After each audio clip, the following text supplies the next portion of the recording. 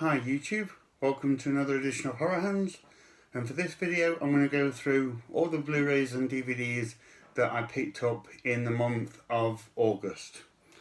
Okay, so the first movie is 47 Meters Down Uncaged. This is the sequel to 47 Meters Down, and I really enjoyed this film. I thought it was so much better than the first film. I was quite disappointed with 47 Meters Down, but this one is much better. I really like the setting. A group of girls go down like cave diving, which why anyone would want to do, I have no idea. But they go diving into these subterranean caves, and there's a killer shark down there, and because it's been down there in the darkness, its appearance has changed slightly. It looks really cool. So yeah, a movie that I really enjoyed. It was very suspenseful. It had moments when the shark would like creep up on people, which was creepy, but then moments when it was just all out shark action.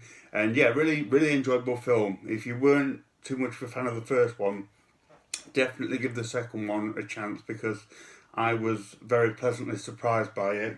And I wanted to get the film because my friend Mark of Horror was kind enough to send me the 47 Meters Down Uncaged shark fin pillow. So I didn't want to own the pillow and not have seen the movie. So yeah, overall really cool film.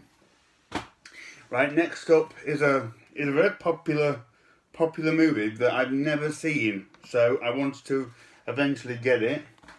And that is the Addams Family. Never seen this. It was never in my kind of circle of reference as a kid. And as I got older, I sort of sought out more exploitative films, if you will. So the Addams Family kind of passed me by. But finally got around to watching it. And I enjoyed it. I had fun watching it. Not all the humour landed for me. And I didn't have that nostalgic factor. But it was definitely an enjoyable film. I really enjoyed Christopher Lloyd as Uncle Fester, and the other thing, is it called Cousin It, the walking hairdo creature. She was really cool. So yeah, overall I had fun watching that movie. I did actually order the sequel, but that got cancelled because it was out of stock, so I'll have to pick up the sequel at some point. Okay, next up I got a 50s creature feature, Beast from the Haunted Cave. I had a lot of fun watching this. This was very enjoyable. It's set in like a ski resort area, and these people, what do they do? They do something unscrupulous to get some gold or something, and it involves going in and out of this cave. But there's like a giant spider monster inside the cave. A lot of the movie is quite character focused. There's a lot of talking, and you don't really see the creature up until the end, which usually I really don't like. But to give it credit, the story behind this was kind of interesting, and the characters were pretty decent, so it wasn't like an entire bore fest without seeing any creature. And then at the end, the creature doesn't look great, but it's kind of cool anyway. So yeah, like I say, I had a lot of fun watching this one. Just a cool little 50s movie to pick up. Right, next up from 88 Films is Beyond Darkness, and the slipcover on this is really strange. It's a really strange textured slipcover. It's hard to describe it, but it's really nice, very good quality. This movie I enjoyed. I didn't think it was anything special. It's an Italian film where a family move into a house which is like haunted by witches, if I remember correctly. Not too much violence or anything like that, but it does have some decent moments of these like witch zombie creatures coming out of the walls and things like that. It kind of reminded me of like a Lucio Fulci film, but kind of like late 80s Fulci, when he still did okay films, but maybe lost the spark a little bit. But it was an enjoyable film, just nothing special and nothing kind of extreme in terms of the violence or anything like that. But definitely worth checking out if you're into your 80s Italian cinema. Okay, next up, from a company called Girls and Corpses, which I've never heard of before. This is a low budget movie called Blood Riots. I did watch it, it was okay, but nothing else, nothing special. I kind of already forgotten it, to be honest. So just a pretty average movie. It's a bit like a Reservoir plot where it's a robbery or something gone wrong, and they hide out in this garage with these hostages. But one of the hostages has like weird powers. It's really nothing special. Yeah, like I say, I've already forgotten it. I only watched it a few days ago. Okay, next up, I want to thank Mark of Horror again, because he sent me a few movies this month, this being the first one, and it's Bloodstalkers. I was really excited to watch this film. I've wanted to see it for a long time. Did watch it, and I really enjoyed it, so that's really nice. That's the icing on the cake to kind of seek out a film, finally watch it and enjoy it.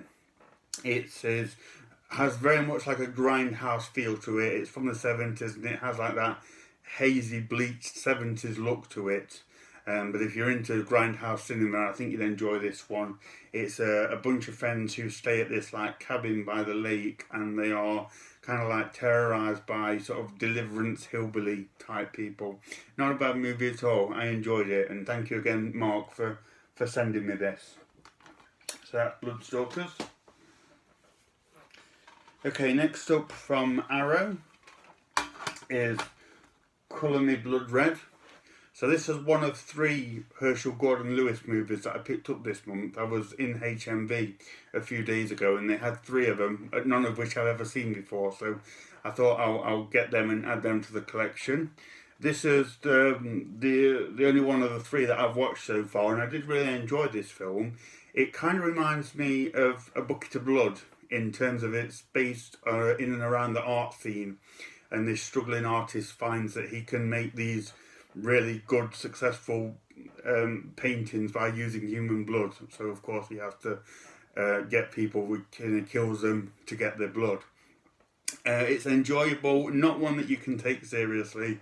It kind of made me smile because there was a point in time when these films were like the most shocking movies that you could find, whereas now they almost play out like a Scooby-Doo episode. Really not to be taken seriously, but they are fun to watch. So there's a novelty about them that I enjoy anyway. So it's Colour Me Blood Red. Okay, the next movie from Indicator is Curse of the Mummy's Tomb. This is a Hammer horror movie. Not one that I've watched before. I've not heard great things about this film, but I have to say I quite enjoyed it. The characters in it weren't great. I must admit, there were some pretty weak characters in this, and I don't like to get down on a film because it doesn't have Peter Cushing and Christopher Lee in it, because not every Hammer film can have them in. But I have to say, I did miss them a little bit in this film. But there were things about it that I did enjoy. The story was pretty good, and the mummy in it looked really cool. And you did get to see the mummy quite a bit. So overall, I had a good time watching this film. Okay, next up from Anchor Bay is Dino, Croc versus Super Gator. So one of these that you just have to take your brain out for a bit in order to enjoy. I did enjoy this one. I did have a lot of fun watching it. I think this had David Carradine in it, so that was always cool to see him. And I'm sure you know by now what you're getting with these kind of films. It's just silly, over-the-top CGI, nonsensical plot. But like I say, if you can switch your brain off to these movies, there is some entertainment to be had, and I did enjoy this one for what it was. So that was cool. Okay, next movie. I know absolutely nothing about this movie. I just can't remember where I picked it up from. I just saw it cheap somewhere. This is Excision. I haven't watched it, and like I say, I don't know much about it. I think it's about someone that gets involved in some weird surgery or some sort of bodily thing going on. Yeah, that's all I know about it. So sorry about that, guys. I'm going to have to check this one out and see what it's like. But it looks interesting. The few things that I've seen about it sound promising. It's got some good reviews. But because I don't know much about it, I like to sometimes go into films knowing very little. So that's what I'll do with this one. Okay, next up is the Fox Horror Classics Volume 1, which has The Lodger, Hangover Square, and The Undying Monster. So I haven't seen any of these. The Lodger I'm very interested in seeing. It's a Jack the Ripper story, if I remember correctly. Hangover Square, I've never come across that film before, so that'll be interesting. And The Undying Monster is one that I've wanted to see for a while, so I'll look forward to diving into this soon and giving them a watch. So that's a nice box set. And then to go with that, Mark of Horror again, he sent me volume 2. So this one has, around myself, Chandu the Magician, Dragonwick, and Dr. Renault's Secret. So because he was kind enough to send me that, I picked up number 1 as well. So I've got them both. So again, looking forward to checking these out. Dragonwick is one that I'm particularly interested in because it's got a young performance from Vincent Price in a bit of a different role. So that'll be cool. Okay, next up, where is this from? I think this is direct from Diabolic DVD. This is Freakmaker. This movie was okay. It's Donald Pleasance, although he's not in it very much. He's a scientist that's working on like this rejuvenation theory, and he's created some kind of plant monster which kills a few people. To be honest, the majority of this movie is this bunch of teenagers talking and hanging out. You could literally fast forward to the last 10 minutes and that's the only thing in this film that you need to see. And the last 10 minutes is really cool. This monster thing on the front gets around and devours a couple of people. But yeah, a little bit slow, this one. So I enjoyed it, but I would like to have seen much more happen in it. So that's Freakmaker. Right, next up, the second of the Herschel Gordon Lewis movies that I picked up is The Gore Girls. I've known about this for a while but never seen it, so I'll be checking this one out soon. And the third Herschel Gordon Lewis movie is The Gruesome Twosome.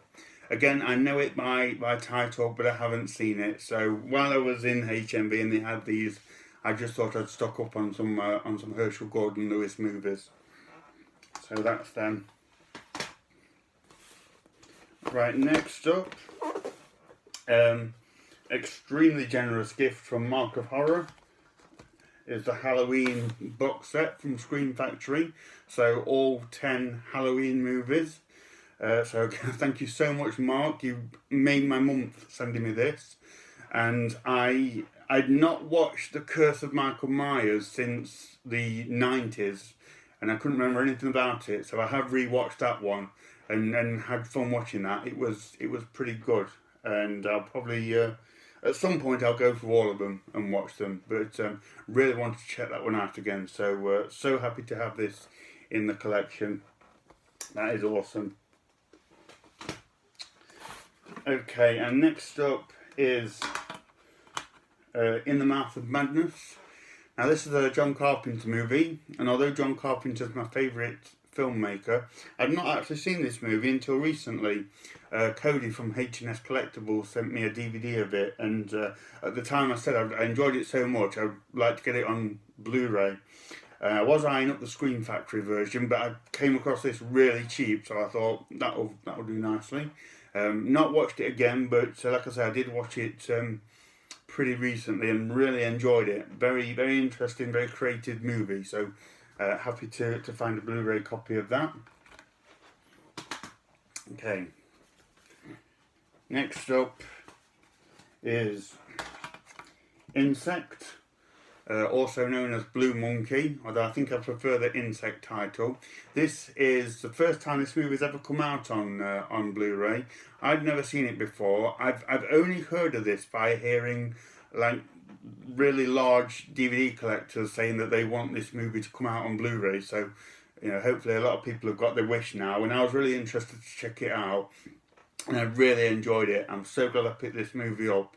It's a really cool creature feature from the 80s, set in a hospital, and it comes under attack from like this giant mutant praying mantis creature. It's really, really cool, and Steve Railsback stars in it, and he has to do battle against it. Really enjoyable film.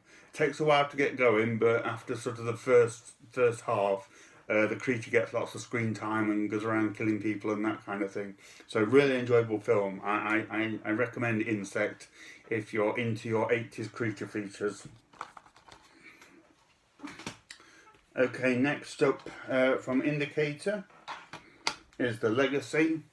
This is one, I've never seen this. I keep seeing it every time I go to HMV.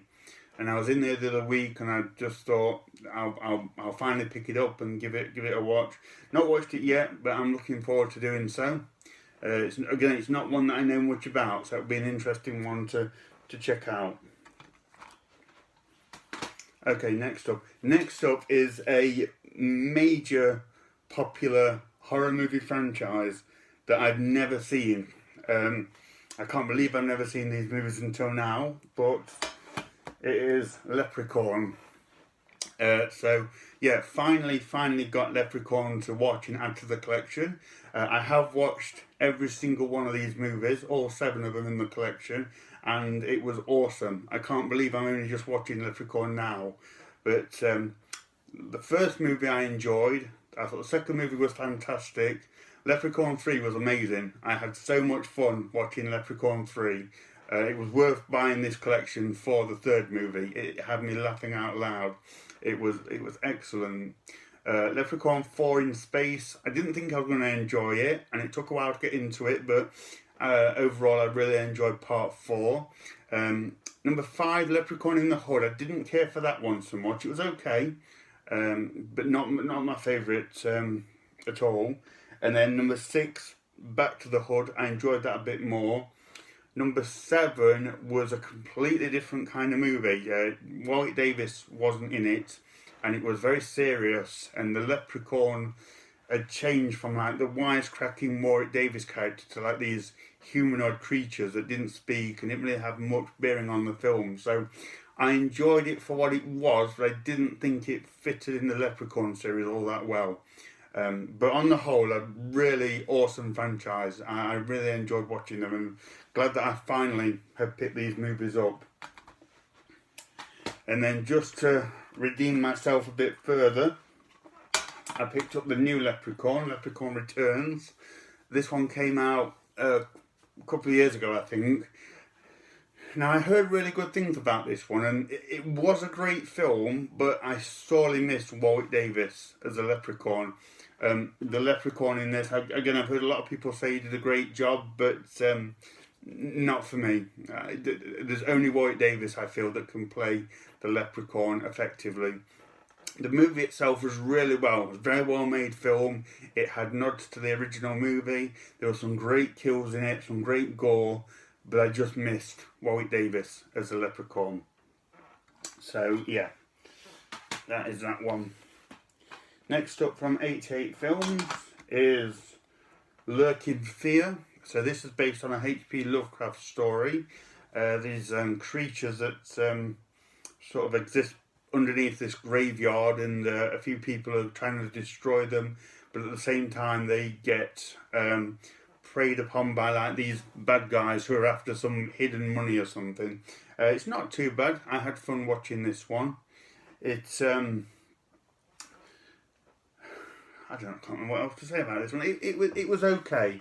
Jeffrey Combs was in it, which was pretty cool. I liked the graveyard setting, that was pretty awesome, but there were times when it really started to lose my interest. There's way too much talking and things like that. But the creatures, when you did see them, were fantastic. So, an okay-ish movie. Right, next up is a silent horror film. I've seen a few people pick this one up this month from Eureka. This is The Man Who Laughs from 1928. Not had a chance to watch this one yet, but it looks interesting. Like I say, quite a few people have picked this one up this month.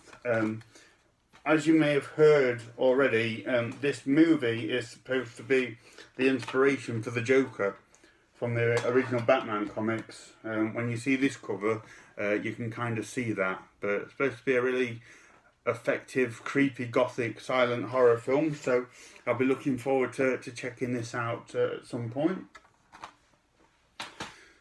Okay, next up from Asylum is Mega Shark versus Mecha Shark. So again, similar to Dino, Croc, take your brain out and enjoy this one. I had fun watching it. I think I've mellowed out a lot to these kind of movies.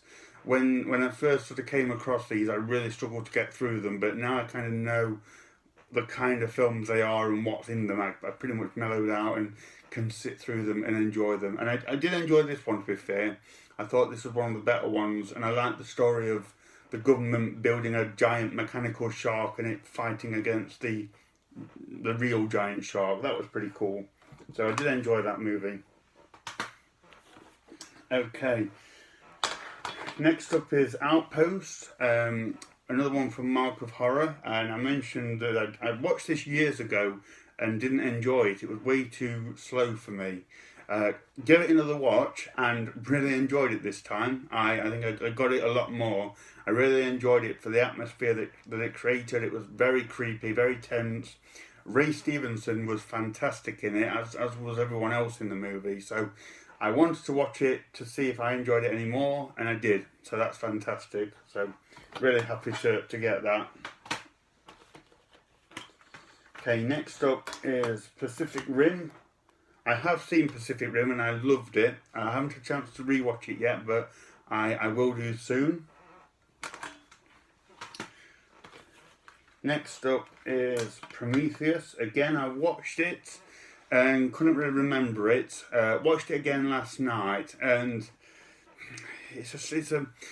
I like it for what it is. I think as a separate movie, it's fantastic.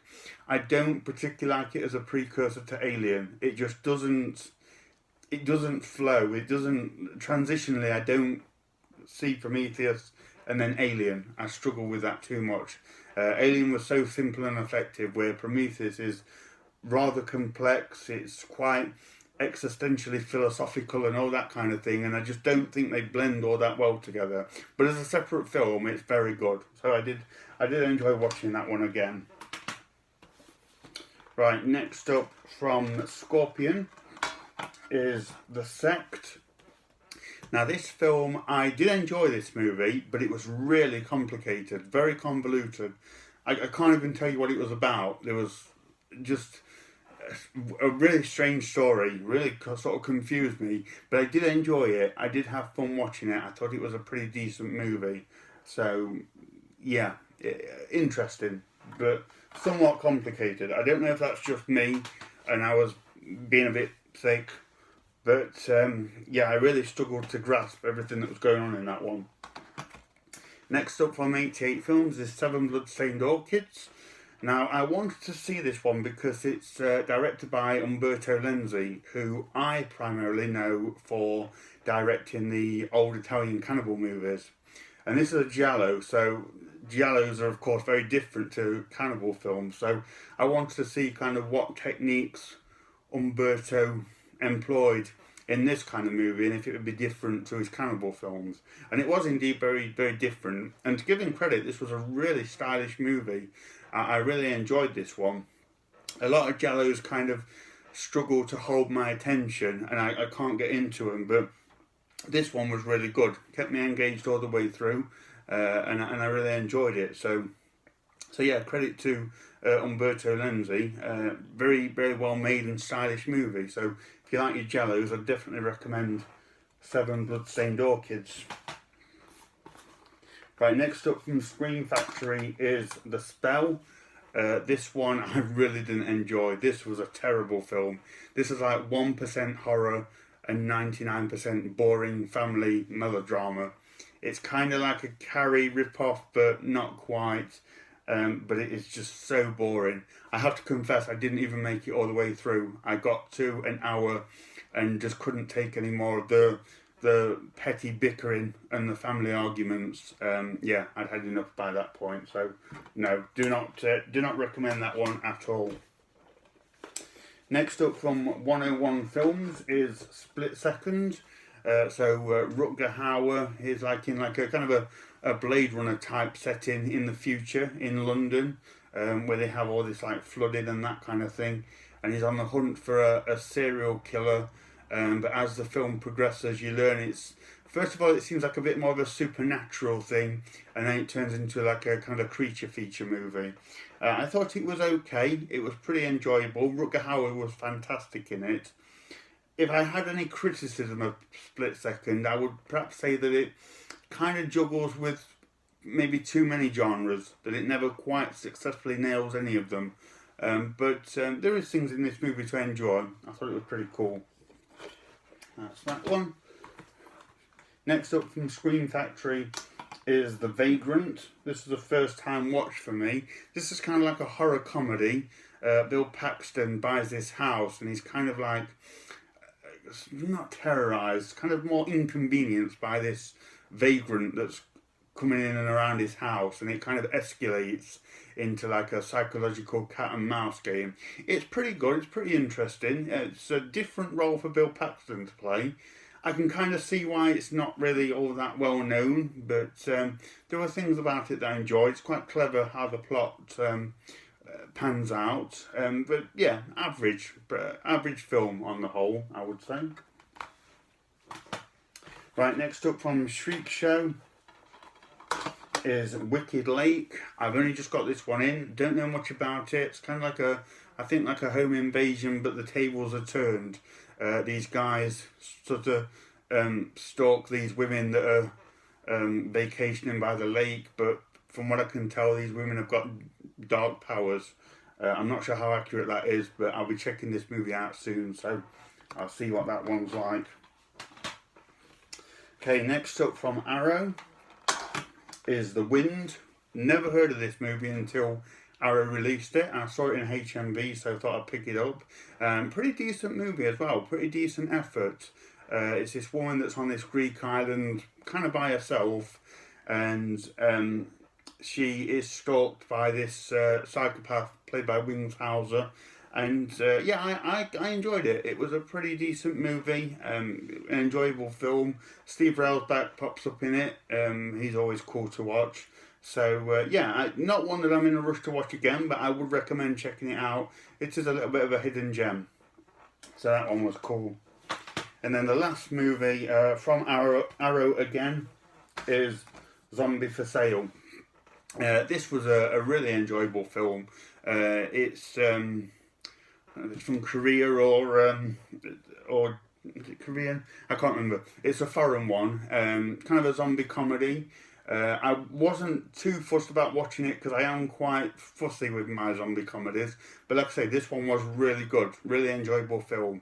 This zombie bites people, and at first it gives them quite rejuvenative feelings. They get like younger and more youthful, but of course over time they do develop into zombies, so they have like a zombie problem on their hands. But really enjoyable film. I enjoyed this one a lot. It was cool. So that's everything that I got this month, guys. Thank you for watching that. That's a bit of a lengthy video. Really appreciate you watching. Let me know what you think of any of these films, if you've seen them, and let me know if you enjoy any of them. Thank you very much for watching, and stay tuned for more videos.